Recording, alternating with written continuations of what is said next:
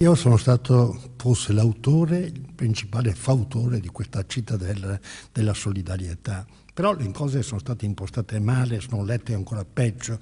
L'idea era di fondo di creare un centro direzionale soprattutto, in maniera tale da mettere in rete tutte le strutture assistenziali che ci sono in città. Sono parecchie.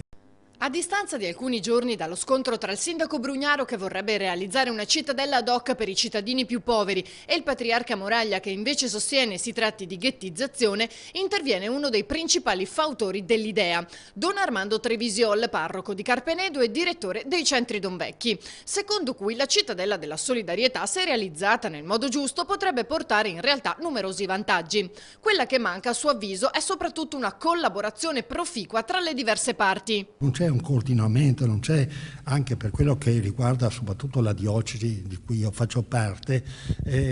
ognuno naviga per conto proprio, mentre se messi in rete tutte queste realtà probabilmente raggiungeremmo dei risultati positivi, eviteremmo gli errori e non faciliteremo soprattutto che i furfanti che ci speculano e si approfittano di queste attività assistenziali per lasciarci andare a una vita vagabonda, una vita disimpegnata, a una vita in cui uno non si guadagna il pane col suo del suo fronte.